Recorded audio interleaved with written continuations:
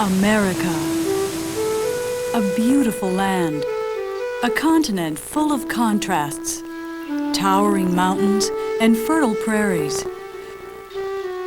Dense rainforests and rocky deserts. From all over the earth, people have come to this land. Different kinds of people coming for many different reasons, bringing their languages and customs, their skills and beliefs. Upon this land, many different cultures have met. Asian, African, European, Native American. Sometimes we have fought. Sometimes we have mingled. But in the encounters between cultures, a new society has been created. A society always changing, always redefining itself. For in many ways, what it means to be an American reflects the ever-changing mix of cultures and ideas that make up the American story. So who were the peoples that created today's America? Where did they come from? How did they live? 500 years ago, Europeans and Africans first met the native people of the Americas, beginning an exchange and interaction that would reshape the history of the world.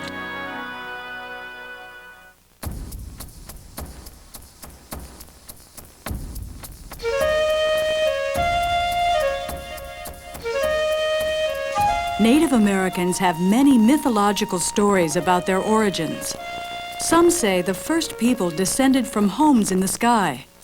Others say they came up from other worlds beneath ours. But all of the stories establish a close connection between the land, the people, and other living things. It's very important to live in relationship and harmony with the earth, with Mother Earth. In Apache, we use that word in our prayers, Nigwitsan Shema, which means Mother Earth. From Mother Earth comes life. They consider their mountains sacred, and they consider their rivers sacred. They pay tribute to Mother Nature. They say, thank you for giving me the bounties of the earth. Archaeologists believe that people first came to the Americas from northern Asia at least 20,000 years ago. The level of the world's oceans was lower then, and a land bridge connected Siberia and Alaska. Hunters following herds of bison, caribou, and mammoths crossed into North America. As people spread south over the two continents, these Stone Age hunter-gatherers encountered forests, deserts, mountains, and prairies. They adapted to each environment, creating many different cultures. No one knows for sure how many people lived in the Americas. Historians estimate that by the 15th century, there were anywhere from 20 million to as many as 100 million people. Numbers close to, or perhaps even greater than, the population of Europe. Hundreds of distinct Native American societies spoke at least 1,000 different languages. Most societies were ruled by men, but in many Native American societies, women held considerable power, and women chiefs were not uncommon. In the traditional longhouse, the clan mothers, who were made up of the oldest mothers in the longhouse, were essentially the ruling body. And it was up to the clan mothers to decide who the chiefs would be. Even today, the women have the power and the authority to let their voices be heard. And they should be heard and listened to, adhered to. Many Native societies were matriarchal. Family lineage was traced through women who also controlled personal property. There's a lot we don't know about Native American life before the 1500s. Few Native Americans left written records, and evidence about their lives has been lost or destroyed. Most of what we do know comes from archaeological evidence, from the oral traditions of modern Native Americans, and from the accounts of early European visitors to the Americas. We know that the heavily populated agricultural empires of Central and South America were technologically sophisticated and highly organized. In the central prairies and eastern woodlands of North America, tribes of hunter-gatherers lived off the bounty of the land. Men hunted and fished, while women grew a variety of crops. In the Southwest, the Pueblo peoples lived in cliffside villages, easily defended against attack. They grew cotton to spin cloth, and enough squash, beans, and corn to feed communities of 1,000 or more people. In the colder climes, where the growing seasons were too short for agriculture, Inuits, Eskimos, and other northern tribes relied on fish and game. Although their societies were very different, Native Americans shared many common beliefs and attitudes. Most Native Americans didn't have any concept of owning the land. Instead, they saw all of their relationships with other people and with the earth itself as reciprocal and mutually dependent. Great Spirit made this good land, gave it to all of us to enjoy it in common. And no one man should claim, this is my land. We don't do that, you see. It would be like trying to own a block of air. How do you do that? You know, it was a completely foreign concept. And it was a concept that was thrust upon us and created many problems for us. Many Native Americans still believe that there is a spirit force in all things, in water, trees, and animals, as well as people. They didn't seek to rule their environment. They tried to fit into the natural order of creation.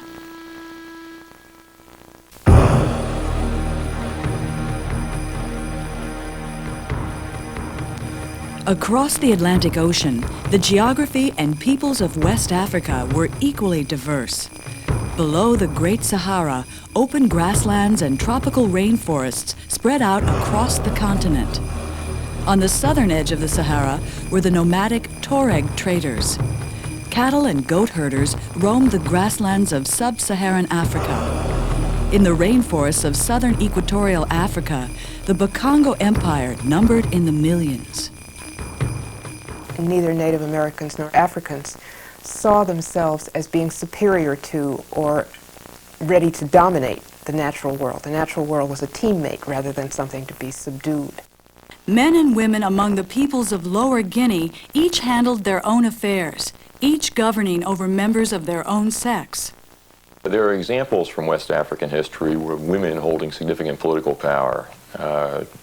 Leaps to mind here be the Mali Empire, the Asante Federation, or the Dahomey people who are located along the Guinea coast near the mouth of the Niger River.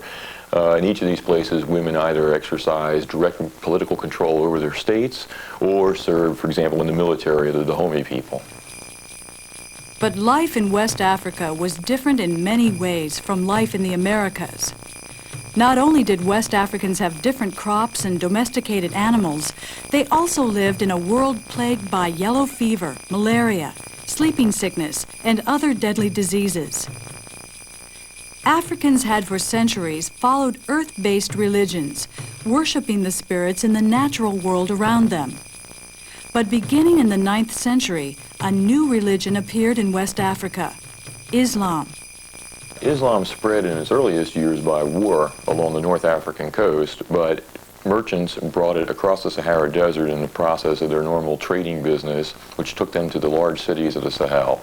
Right? As a result, city dwellers in the Sahel were the first people to convert to Islam in West Africa. In the year 1325, Mansa Musa, the Muslim king of Mali, stopped in Cairo on his pilgrimage to Mecca. He set off in a caravan of his people, about 500 or 600 people, and walked right across the Sahara, carrying tons and tons of gold. Mansa Musa gave away so much gold on this one trip that he collapsed the price of gold in Europe as well as North Africa. Stories of Mali's immense wealth spread throughout the Muslim world and Europe. The Muslim Empire of Mali grew rich from its control of the West African trade routes. trading made the kingdoms of the West African savanna rich and powerful. From the forest peoples to the south, they obtained gold, ivory, cola nuts, and slaves. From the north came salt, cloth, tools, horses, and weapons from North Africa and Europe. Trans-Saharan trade created an enormous amount of wealth that led to the foundation of several large cities in the Sahel, the most famous of which is Timbuktu, which by the 15th century possessed the Sangori Mosque, which was famous throughout the Muslim world, as well as a university, and was certainly known to Muslim merchants as the source of all the gold from West Africa. These African kingdoms also expanded their wealth by raiding small, non-Muslim villages on their borders. Soldiers forced people to pay tribute and carried away others to sell or work as slaves. The reason why middlemen in the Saharan trade didn't want anybody to know what was going on at either end of their trade routes was because they feared competition, in particular from perhaps a more heavily armed ruler of some state who decided to go and monopolize the sources of the gold for themselves.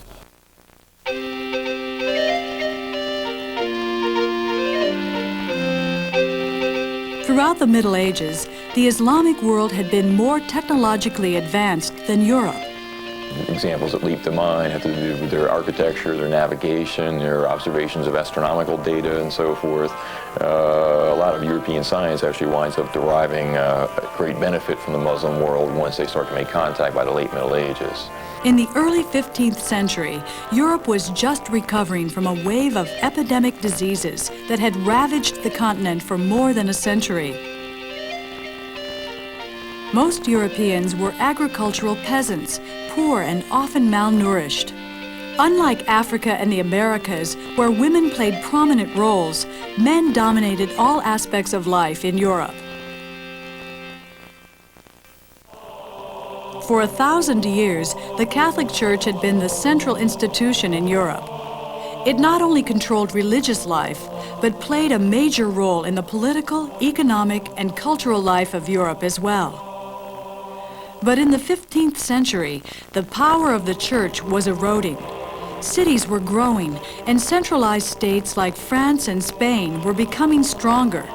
Commerce was expanding, and merchants were getting rich. As the feudal system broke down, large estates were broken up into smaller plots which could be bought and sold as private property. The Bible taught European Christians that man had dominion over the earth. And as people worked to improve their lives, they saw the land, forests, rivers, and animals as resources to exploit for private gain. Economic growth, coupled with the new ideas unleashed by a renaissance in the sciences and the arts, were revolutionizing Europe. More and more people were coming to believe that mysteries could be understood and problems solved by thinking about them rationally. This attitude supported scientific inquiry and led to a number of important inventions and technological innovations. The printing press was one possible way for people to know more, not that anybody printed much of anything in the early years except the Bible, but new kinds of ships and new navigation equipment that made it possible to go farther from home. Meanwhile, Christian armies were gaining ground in their long war against the Muslims who had ruled Spain for 700 years. And Christian soldiers fighting religious wars to capture Jerusalem from the Muslims were bringing back to Europe exotic new plants, spices, fabrics, jewels, and other treasures that Europeans wanted more of. Europeans had to trade with Islamic traders because everything that the Europeans wanted, like gold and ivory and eventually slaves, were on the other side of the Islamic frontier. So whether they were importing spices from the east or gold from West Africa, they had to go through Islamic middlemen. Many began to wonder, was there a water route that would give them direct access to the Indies? So one of the interests Europeans had, and when they developed the technology to do so, they began to think of finding another way to what they called the Orient, the spice trade, the gold and the silver that would make them rich.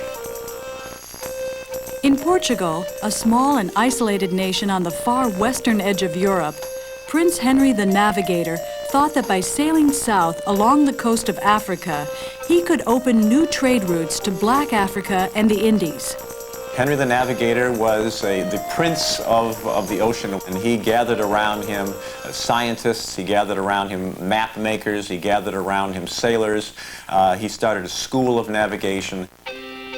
Prince Henry sponsored a series of expeditions down the west coast of Africa.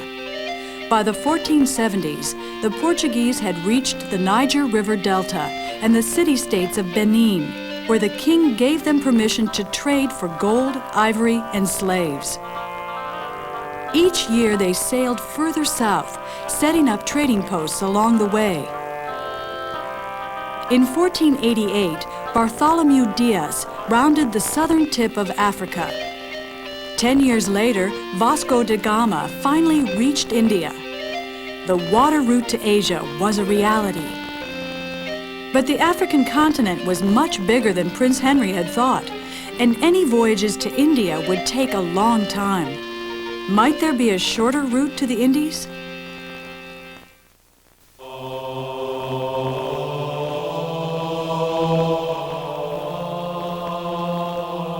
European scientists knew that the world was round and had made fairly accurate estimates of its size.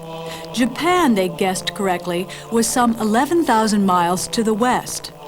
Many ships had explored the Atlantic, finding the Madeira and Azore Islands. But what lay beyond remained a mystery. Mariners' stories of monstrous creatures and unsolved disappearances offered little encouragement for long voyages into the unknown. But there were tales of land beyond the Atlantic. According to an old Viking legend, in the year 1000, Leif Erikson had sailed west from a Viking village on Greenland and come to a flat land covered with trees, which the Vikings called Vinland. Archaeologists confirmed the story in the 1960s when they uncovered the remains of a Viking encampment in Newfoundland, Canada. But 11th century Europeans had no need for cold, distant lands inhabited by hostile peoples. After 4 or 5 attempts to build settlements in Vinland, the Vikings left and did not return. But the significant thing about Leif Erikson is that he's lost to history and had very little effect on subsequent colonization. By the late 15th century, the situation was very different. Backed by growing economies, new technologies, and a lust for riches, Europeans were willing to take some chances. Onto this scene stepped Cristobal Colon, who we know as Christopher Columbus. Christopher Columbus was a man from Genoa, a seagoing man, a very experienced ship captain, but he only knew a very limited part of the world. Convinced that the Earth was smaller than most scientists said, and that the Indies lay only 3,000 miles to the west, Columbus wanted the King of Portugal to bankroll him for a voyage across the Atlantic. The king had no interest in such harebrained schemes.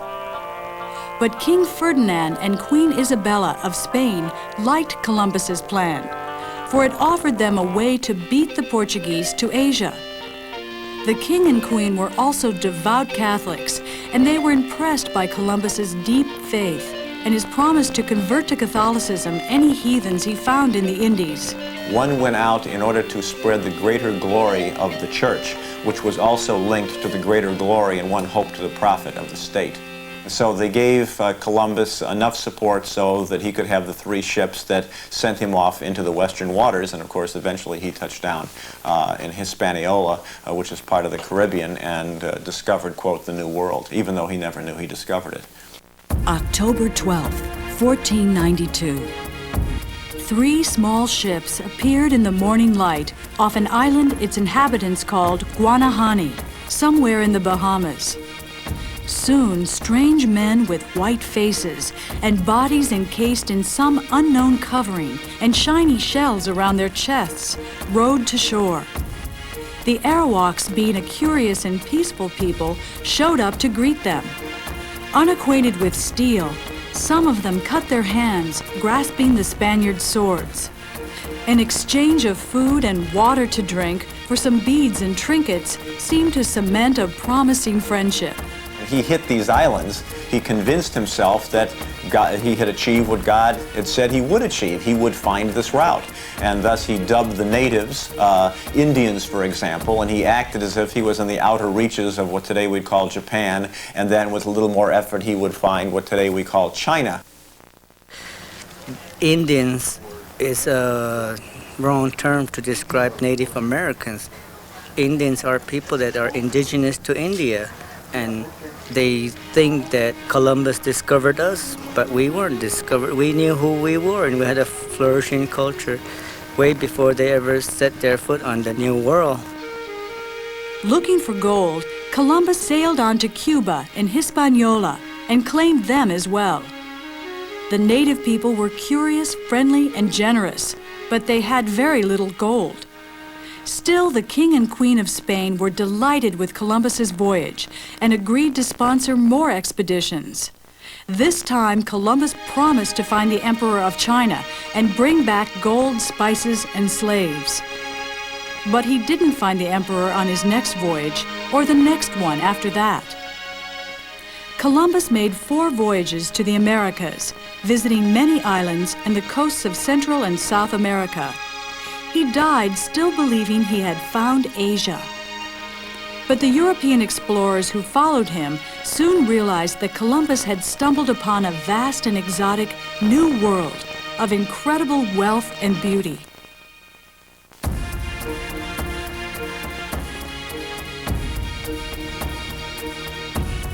Separated by 2 great oceans, the old and new worlds developed very different ecosystems of plants, animals, and microbes. Columbus's discovery of the Americas brought these continents back into contact and initiated a biological exchange between Africa, Europe, and the Americas that would rewrite this history of the world. Bringing previously isolated ecosystems together is much like lighting a match near an open can of gasoline. The Columbian Exchange had a lethal impact on New World people, plants, and animals, for the Old World had a distinct advantage in domesticated animals, weeds, pests, and almost everything else. European and African organisms swept across huge expanses of the Americas, quickly muscling out native plants and animals. European grasses, weeds, and rats spread like wildfire. The discovery of the New World changed 2 worlds, changed the New World and the Old World. When we think of those amber waves of grain out there, those amber waves of grain were brought over by Europeans. They wanted to grow oats and barley and wheat and rye, and they brought those crops over, and here in this virgin land, those crops flourished. The swine flourished. They grew by the tens and thousands. The cattle flourished, and some of them went wild. You get your longhorns in Texas and other places. And the horses, some of those escaped, which has changed the plains culture of Indians. Instead of having to walk, you could have a horse, and they could cover wide areas. When I said fundamental change, I mean it. It literally remade both continents. One of the most important kinds of contact, and was entirely unexpected, was the effect that European diseases had on these native peoples. While the Americas were comparatively disease-free, Europe and Africa were loaded with them, and the age of Columbus was the age of infectious disease in Europe, an era ushered in by the Black Death of the 14th century. Exposed to infectious diseases for many centuries, Europeans and Africans had developed immunities that Native Americans lacked. In time, they understood that the viruses that they were getting, deadly viruses, smallpox, diphtheria, things of that sort, they realized they were getting them from the Europeans, but there was no stopping it. There were no remedies. Whole tribes could be wiped out. It led to a huge depopulation of the Americas, so that for several centuries the population of the Americas kept going down and down and down as more and more Europeans arrived.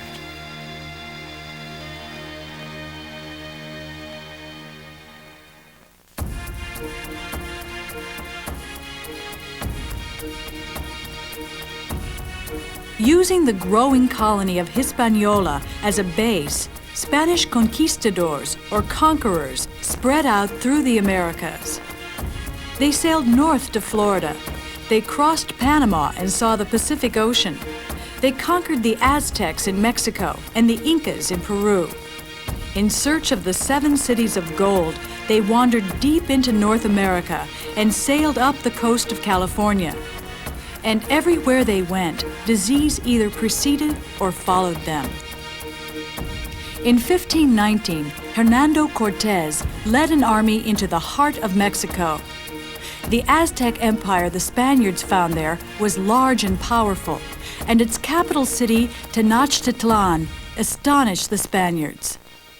I mean, some of these soldiers had actually fought in other wars that had taken them as far as Constantinople and certainly been to Rome, but they were unprepared for a city of that size and grandeur anywhere in the Americas. At first, the Aztec leader Montezuma welcomed Cortez and his men. But after Spanish soldiers attacked worshippers at a religious ceremony, the Aztecs fought back. Though they vastly outnumbered the Spaniards, the Aztecs' weapons were no match for the armor, guns, cannons, and mastiffs of the conquistadors.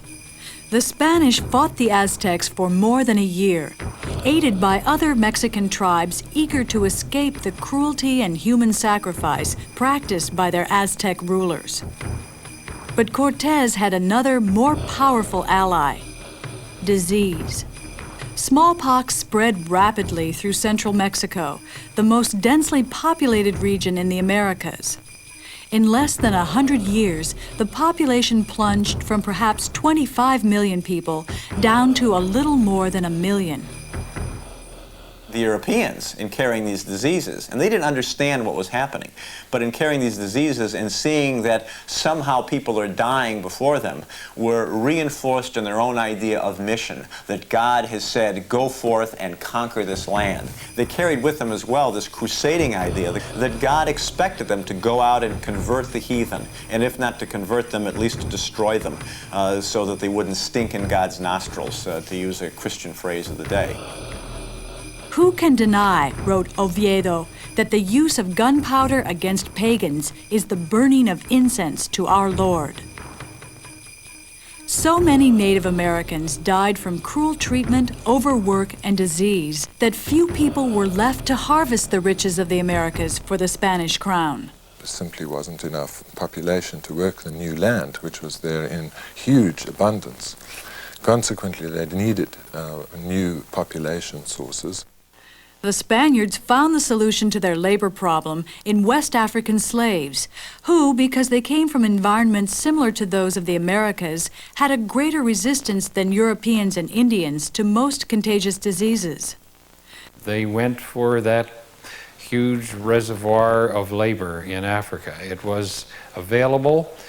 There were Africans there who were willing to sell people from different tribes, and it started one of the most brutal, dehumanizing commerce in the world. This dealing in human flesh. We look back on it now, we wonder how it could have happened. So many millions of people enslaved and brutalized and brought to the New World. By the 1520s, the Spaniards had also discovered that the American tropics were an ideal climate for the growing of the substance that Europeans craved more than anything else: sugar. In some cases, and this is one of the ironies, the kinds of skills that Africans had of being able to work crops in a semi-tropical environment actually increased the rationale for enslaving those people rather than somebody else. It was the New World sugar plantations, then, that fueled the greatest forced migration in modern world history. Over the next 400 years, close to 12 million West Africans were loaded onto slave ships for the Americas. Millions more died before they reached the boats. The trade in black gold wreaked havoc on Africa, disorienting and disrupting African societies and economies. In addition to the loss of millions, the trade in slaves led to the emergence of great slave-trading kingdoms like Dahomey and Ashanti, which waged war to capture men and women for sale to the Europeans. Black gold came about as a new name for African slave labor. And they were called black gold because they were as valuable as gold, and in fact they came from the same region. The majority of slaves exported from Africa were sent across the Atlantic Ocean, where they wound up on plantations in either Brazil or in the Caribbean. In the following centuries, the interbreeding of Europeans, Africans, and Native Americans in the New World brought about the greatest mixing of the races in world history. In the Americas, Africans struggled to adapt to life under slavery. Torn from their homes in Africa, they tried to preserve their languages, religions, customs, and traditions. Africans, Europeans, and Native Americans all borrowed from each other, creating new cultures in the Americas. European cultivation of corn and potatoes would fuel an explosion in European population, contributing to the rapid growth in Europe's population after 1650, followed by increasing European migration to the Americas. The cassava, a root plant of South American origin, would provide calories for multitudes of Africans and Asians in areas previously too wet, too dry, or too infertile to support more than sparse populations.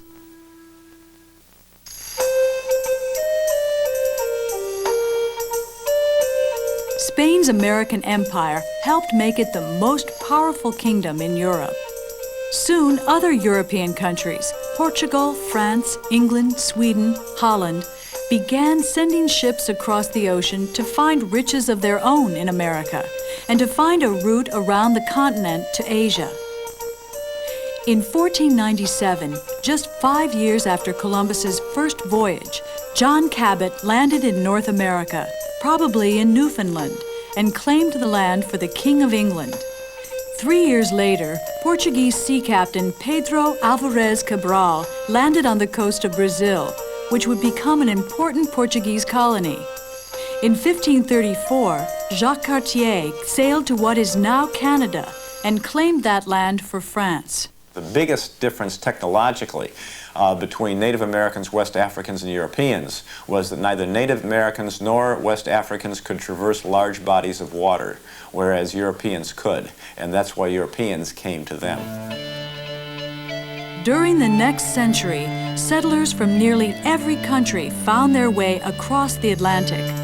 The nations of Western Europe engaged in a fierce competition for the land and resources of the New World. After 1517, this competition among Europeans divided them by religion as well as nationality.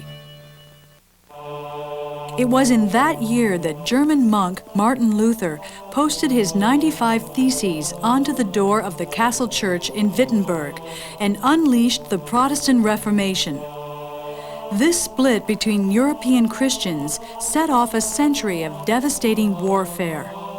Catholics and Protestants carried their religious wars across the Atlantic, battling each other for the gold, territory, and the souls of Native Americans. European settlers, the Native American peoples they encountered, and the African slaves they brought with them would all make their mark on the New World and on each other. Their interactions in North America would shape a new colonial society unlike any the world had ever seen before.